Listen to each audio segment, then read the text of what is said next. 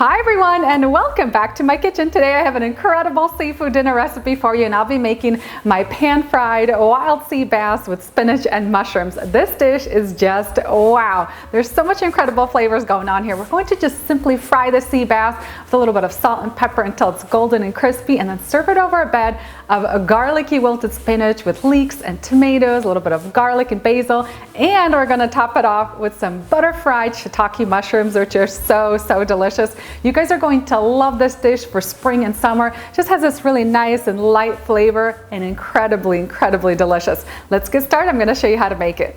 And I'm going to get things started today with my sea bass. And when I'm making this dish for myself, I usually have the sea bass going in one pan and then my mushrooms and wilted spinach going on the side in a second pan. It just speeds up the process and you can have this dish ready in no time, like 20-25 minutes tops. So I have about 1.5 pounds of wild sea bass. It's cleaned and I've portioned it into 3 pieces.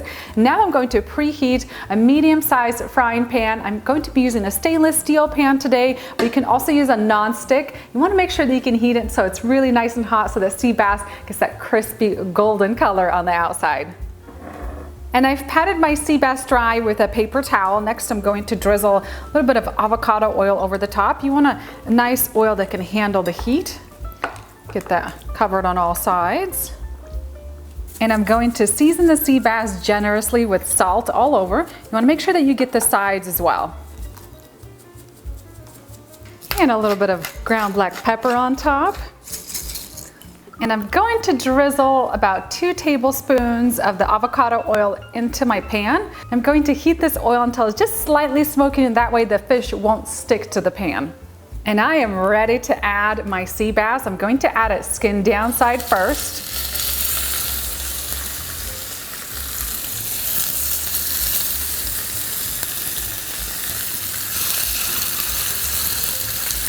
And I'm going to fry my sea bass for about 2 to 3 minutes per side. And you want to turn the fish once the skin is nice and crispy. And then fry it on the other side. I'm just going to rotate the fish every couple of minutes until it's golden and crispy all over. And how gorgeous does this fish look? I just love that golden color on the top. This looks so beautiful. And you want to make sure that you get the sides of the fish as well. So prop it up on the side. And I'm using rubber-tipped tongs today because this fish is really delicate and you don't want to tear the flesh or the skin. And once my fish is done frying, I'm going to gently lift it out of the pan, and I like to set it onto a wire rack. I placed a paper towel onto my counter there. And that way the fish is going to rest, but it's not going to get soggy.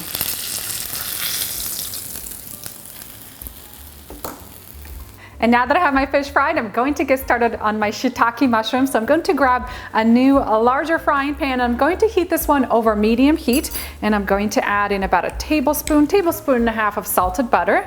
You want to let that butter melt. I love using butter in my savory dishes. It's just so good, adds so much flavor. And into my melted butter, I'm going to be adding in about 4 cups of sliced shiitake mushrooms. And I'm going to let these shiitake mushrooms fry for about 7 to 8 minutes until they're golden brown all over. And about halfway through the cooking process, I'm going to season the mushrooms with a little bit of salt. Toss it and just keep cooking the mushrooms. And these mushrooms are coming along nicely. I'm going to let them be in the pan for another 30 seconds, and then we'll take them out of the pan. Just place the mushrooms into a nice and clean bowl, and then we'll set it aside for now. And now for the last component of our sea bass dish, the garlicky wilted spinach. So I'm going to add in about a tablespoon and a half of butter into the pan, let that melt, and I'm still keeping this over a medium heat. And into the melted butter, I'm going to be adding about half a cup of sliced leeks. I used about 1.5 large leeks for this. And if you don't have leeks on hand, you could also use a sliced shallot. Next, I'm going to add in 1 cup of chopped tomatoes and a tablespoon of fresh thyme. Season this mixture generously with salt and some ground black pepper. And I'm going to let this tomato and leek mixture cook for about 4 to 5 minutes until the tomatoes are kind of stewed and cooked down a little bit. And I like to take my spatula and press them down so they get nice and juicy. We want to make almost like a sauce with the tomatoes. This tomato and leek mixture smells so good. I also like to add in a couple tablespoons of tomato bruschetta, just for some extra flavor. It really just makes this dish pop even more. Mix that in. And I'm going to add about half a cup of mushroom broth. And for today's recipe, I'm going to be using a small 5-ounce box of baby spinach. And once this mixture comes up to a simmer with the mushroom broth, I'm going to dump my spinach right over the top. And the spinach wilts down so quickly. This whole dish is so easy to put together. I love that it's like a 20-minute dinner.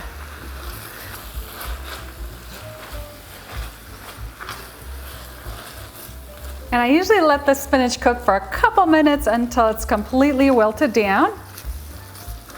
And now for my final 2 ingredients, I have 4 minced garlic cloves. I'm going to drop those in. And a small bunch of freshly chopped basil. This basil really makes this dish pop. Just stir that in and cook this for another 30 seconds to a minute. And then you can also taste test at this point and make sure if you don't need any extra salt or pepper. And this is ready to be enjoyed. And I have everything ready to put this dish together, and today I'm going to be using these gorgeous dark bowls. The first thing I'm going to do is spoon a little bit of this wilted spinach mixture into the bottom of the bowl. This wilted spinach with the tomatoes is so incredibly delicious. I'm going to add my shiitake mushrooms on top of the wilted spinach.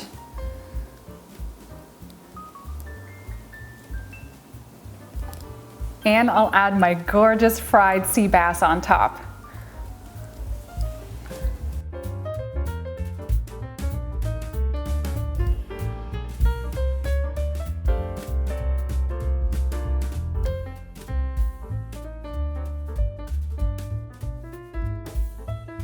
And that is it for my newest seafood dinner recipe. You guys are going to love this delicate and flaky sea bass with the wilted spinach and mushrooms. For the full recipe, don't forget to head on down in the video description box. I'll have everything up on my website for you guys. Meanwhile, let's dig in to enjoy this. This dish is going to be so perfect for a really nice spring or summer evening when you want a really delicious seafood dinner. All right, let's grab some of the sea bass. The sea bass is so incredibly flaky. It's going to be really delicious with the spinach. I like to grab a little bit of everything, especially some of the tomatoes. The acidity of the tomatoes really help balance out like that rich kind of buttery flavor of the sea bass.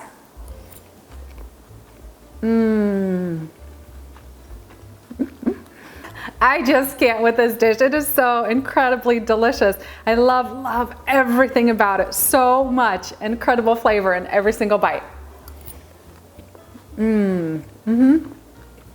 You guys are going to be floored by this incredible seafood dish. There is so much flavor in this easy and delicious dish. I love that sea bass. It's just so flaky and buttery and tender. I love that it's just pan fried simply with salt and pepper. If you've never had sea bass before, it has kind of like this rich butteriness to it. And then when you pan fry it just makes it that much better. And then combine it with that zesty, garlicky, wilted spinach. It's the perfect balance. They have a little bit of the acidity from the tomatoes in there. You have the garlic, and I love having those shiitake mushrooms in there as well. My husband loves mushrooms, so I try to incorporate them into a lot of our dishes. Now for the sea bass, I typically get mine at Costco. They have it towards the weekends, usually like on Fridays and Saturdays, and then sometimes Whole Foods or Safeway will also carry the sea bass. I like to get fresh, not frozen sea bass because the texture kind of changes once it's frozen, but whichever one you can find, it will work great for this dish. Don't forget to head on down the video description box. I'll have more information, more tips, and the full recipe up on my website.